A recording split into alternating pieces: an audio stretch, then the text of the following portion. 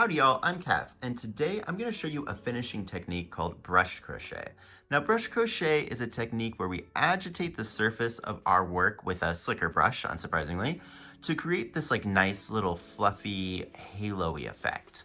So I'm going to demonstrate how to do it on just some regular crochet stitches, but I'm also going to show you how to do it on those loop stitches that we learned in the last video.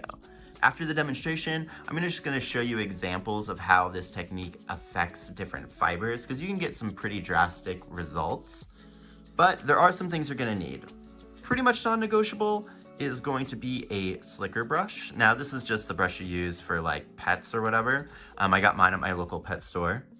Now you're also going to need some scissors, just to cut your loops.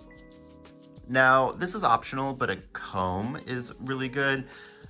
Also, once we talk about how to do the loop stitch, you can kind of get away with using a comb instead of a slicker brush, but more on that a little bit later. And then finally, I would suggest getting like some sort of protective surface for whatever you're working on. Now, a quick thing, we're going to be going pretty hard on this, and these teeth are metal, so they could damage your table or damage whatever surface you're brushing onto. So just having a little protective cloth is nice. But after you've gathered everything, I'll see you over in the tutorial. All right, see you there. Okay, so my protective mat is down, and we're gonna start by fluffing up just some regular single crochet stitches. These are worked in rows back and forth with a reverse stitch method. To learn more about that, go check out that video. But let's just get this guy all nice and fluffy. All we're gonna do is I'm gonna get my slicker brush. I'm gonna put this on my little protective table, and I like to start at like one corner and then work my way down. We'll see what this ASMR sounds like. But I'm just gonna go in there and I'm digging in there, We're not trying to be nice, we're trying to rough up the fibers. Technically, we're pulling the fibers apart, kind of. But I'm just gonna continue going in there nice and hard and fluffing that up. And even with just that like tiny amount, we can already see that it's starting to get a halo. So I'm just gonna keep on working this. I'll probably fast forward and then I'll stop when there's something more interesting, all right? So fast forward time.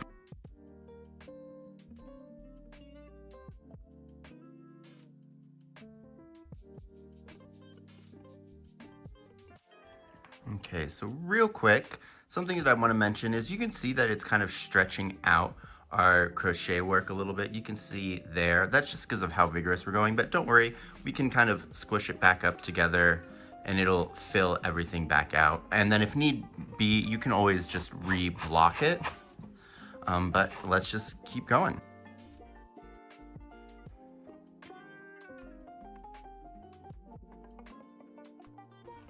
Okay, so I think this looks good. So we've got like a pretty good fluffy halo going around. Our work's kind of stretched out, but all we're gonna do is just kind of comb it back into place, scrunch it up, get it back to where it wants to be, and then I'm gonna line all the furs kind of like this way. So as you can see, this is kind of like, I don't know if violent is the right word, but it's a fairly forceful process. Like you really want to dig in there. And then you get this kind of nice halo effect. Now you can still see the stitches underneath it, but that's because we are just working with regular single crochet stitches. We'll talk a little bit more about that in a bit, but here's the effect that we get with our regular stitches, and I can hear you. What is it gonna look like if we work on loop stitches? Well, let me go grab that, and then we'll do that one next. Okay, so here we are with our loop stitches. Now this is also just gonna be an acrylic, working our loop stitches. There is a 1 row single crochets in between each one of these loops.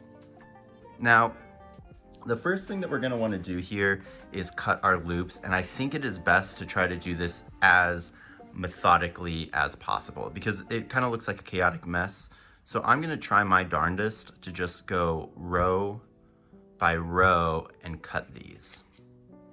And there is also a little bit of a technique here. So when I'm going into my loops, they're all gonna be slightly different sizes. So I like to pull directly up look at this from the side, I pull up and kind of use that force to find the middle of our stitches.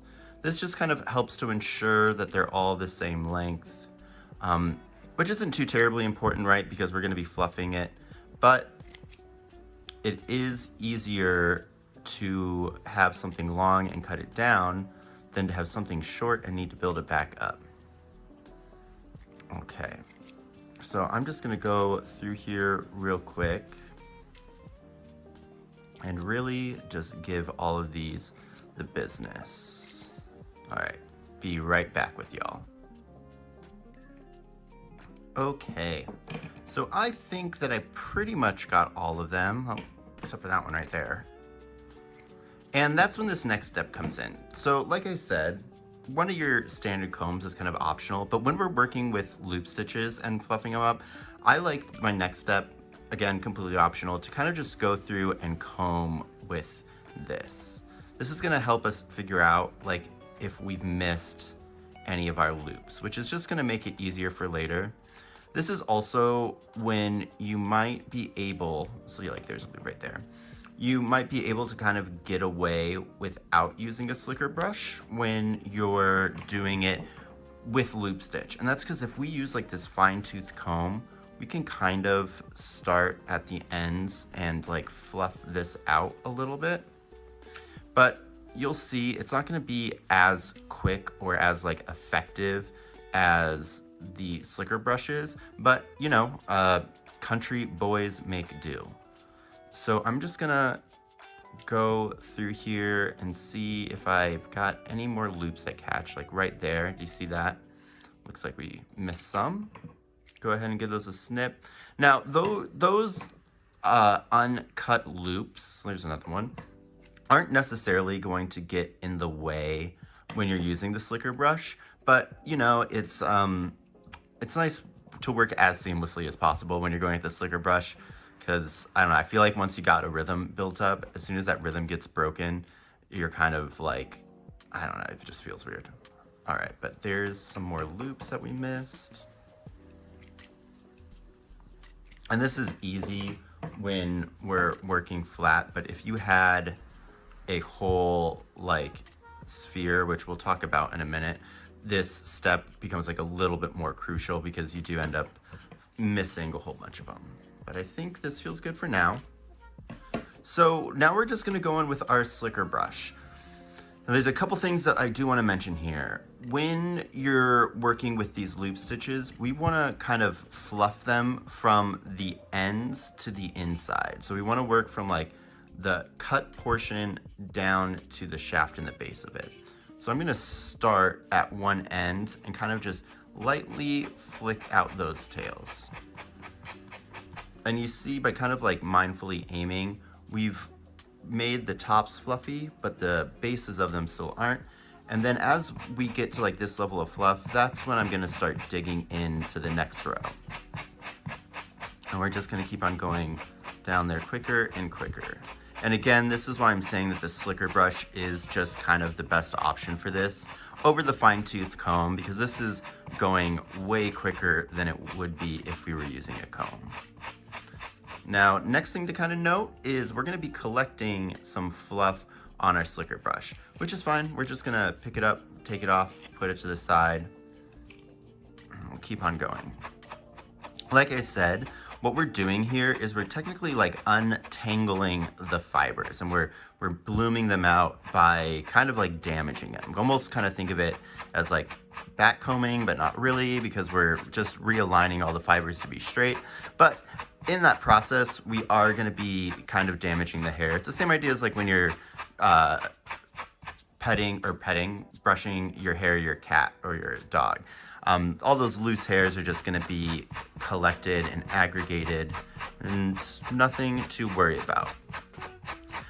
What am I trying to say? I feel like that was like a yap with no purpose. Essentially, what I'm saying is that, yes, we're gonna be collecting a lot of hair, and sometimes it's gonna be looking like we're collecting a lot, but don't worry, you're not gonna like brush all of your fibers out. So now I'm just gonna come in from the other side to make sure that everything is nice and done with our first brush through. Now, it's a lot more noticeable with working this loop stitch, but we've already got like this nice kind of level here. Let's get these all going in the same direction.